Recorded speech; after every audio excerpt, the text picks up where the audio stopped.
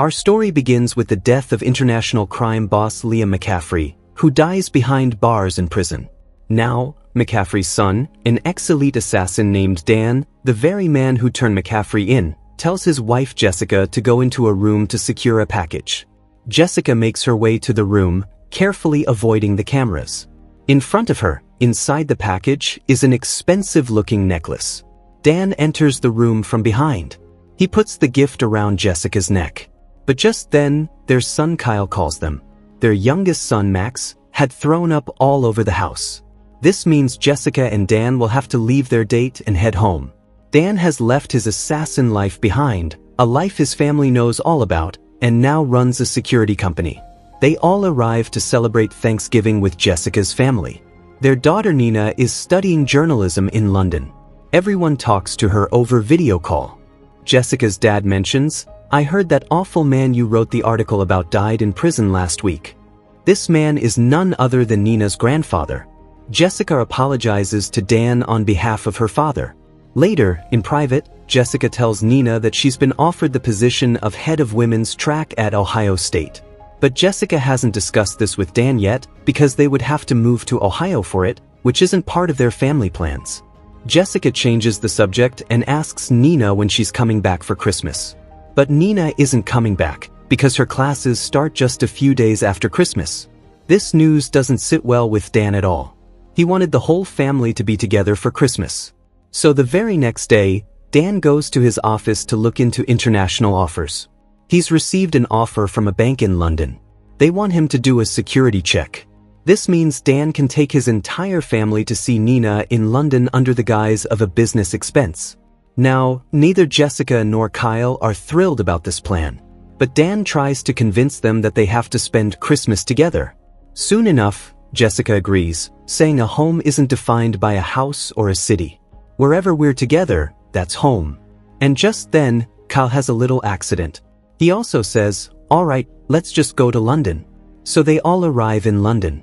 And Dan takes his family straight to Nina's place instead of the hotel. While using the bathroom, Kyle spots a guy in the shower. Dan immediately grabs hold of this guy. Nina steps in and explains that this is her boyfriend, Omar. Jessica is quite taken with Omar's French accent. But Dan doesn't like this one bit. Omar is a chef, he does parkour, and he keeps calling Dan daddy. Later, while walking around, Omar shows them some parkour moves. Max is so impressed that he tries to do it himself, which causes him to fall flat on his face. The next day, Dan heads out to do his job at the bank. Nina asks Jessica why she still hasn't told Dad about the job offer. Nina is taking the boys to the park. She tells her mom to rest easy because she's going to have to tell Dad. Dan arrives at the bank. As soon as he gets there, he starts checking out the security. Dan meets a man named Aiden Clark. They've brought Dan here for his premium services. Dan has to expose the weaknesses in their security by breaking in. Dan has already scanned and cloned an employee's keycard. He opens the first door. Clark wants Dan to break into the safe deposit room. Dan opens the next door with an old-fashioned paperclip. After that, an employee tells him, "You can't be back there." But Dan reads the name on his ID and confidently tells him to leave. After that, there's a reinforced steel door ahead of them. But Dan has stolen that employee's card for this. However, as soon as Dan enters the safe deposit room, he grabs Aiden and says, "That employee didn't recognize you. Tell me who you are. You're no bank manager." Aiden shows Dan a photo of his wife on his phone. They had kidnapped her just a little while ago. They want Dan to open a specific deposit box. Inside this box is a key with the initial M on it. Dan recognizes it. It's the key to the kingdom. Aiden shows Dan a photo from his childhood. In it is a young boy Dan knew as Finn, the maid's kid. This man, Aiden, is Finn, who is actually Dan's younger brother. And now Finn is going to take this digital key and pin the blame for all of this on Dan. Finn could have done all this alone, but he wanted to frame Dan. At Finn's command, Dan takes him out of the bank at gunpoint. Outside, Jessica steps out of the car that came to pick up Finn. A gun is taped to Jessica's hand. The police are now after them. Dan takes Jessica and ducks into a cafe. He steals a woman's bag to hide Jessica's gun. And just then, on the other side, Finn realizes the key is missing from his box, which means Dan stole it. Meanwhile, the rest of Dan's family is sitting in a park. Kyle gets a call from Dan saying, "Get rid of your phones." But Kyle doesn't understand what he means. Dan explains everything to Nina. Nina throws Kyle's phone into a trash can. Dan does the same with Jessica's phone. He starts running with his entire family. Finn is after them in his car. They all get on a London tour bus. Everyone's asking who this man is. Finn shows up and says, "Tell them, Dan. Tell them how Dad left me on a barren rock and gave you everything you ever wanted, and you threw it away." Finn demands the key from Dan, but Dan snatches Finn's gun and throws it out of the bus. The two of them start fighting on the upper deck of the bus. Finn starts to overpower Dan. Jessica comes up to help Dan, but Finn grabs Jessica. So Dan throws the key off the bus. Finn goes after the key. Dan takes his family to a restaurant. A man there hands Dan a bag. Dan had helped this man before. Inside the bag is a phone and a lot of cash.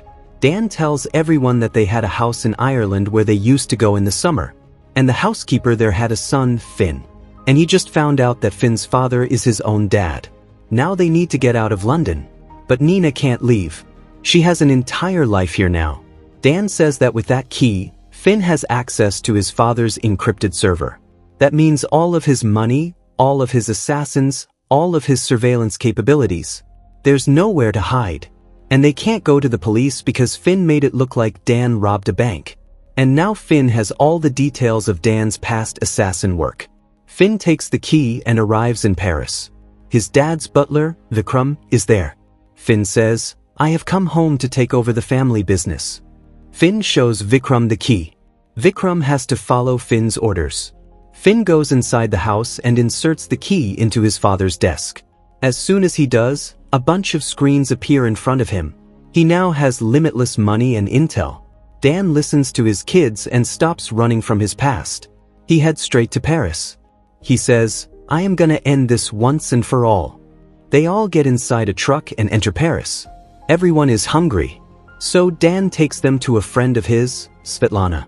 Svetlana is Dan's ex, which Jessica is obviously not happy about. Svetlana is thrilled to see Dan. She gives them shelter. Jessica's photos have already made it into the newspapers. She's getting jealous watching Svetlana and Dan talk. Max finishes his entire meal for the first time. Jessica can't believe it. Dan tells Jessica that Finn has agreed to meet. Dan doesn't want to treat Finn like a thug. He is his blood and he was a good kid back then. Their dad made him this way. Dan and Finn meet at a museum. Finn says, "When I was 12, I waited outside your mansion in the freezing rain for hours, just to catch a glimpse of the life you had. I wanted to run after you, yell at you both that I am your blood. But my legs were numb from the cold." Dan says he's left that life behind. Finn replies, "Is that supposed to make me feel better, that you didn't even want what you were given?" Finn calls Dan, "Daddy's little prince." Dan slaps him. Dan says, "If I'd have known you were my brother, I'd have been a brother to you from the very beginning." Dan tells him he called him here to say it's not too late. You end this right now and we could still be brothers. But Finn doesn't like the idea of giving up their dad's entire empire just to become Dan's brother. Dan says, "Fine, take all of Dad's money. But don't become Dad." But Finn doesn't take any of Dan's advice. "I am taking what's mine. I am not waiting outside in the cold any longer." Dan says, "Call this all off, or I will show you who Dad trained me to be." He tells Finn clearly that if he comes near his family, "I am gonna tear you apart." Finn calls a bunch of assassins and sends them after Dan. Whoever stops him gets triple their rate. When Jessica sees Dan getting guns from Svetlana, she understands his meeting with Finn didn't go well. Their kid's mood isn't good either. This isn't the Christmas they envisioned. To cheer them up, Dan takes them on a boat ride. When they come back, everyone goes to sleep. Dan is worried about everyone and can't sleep.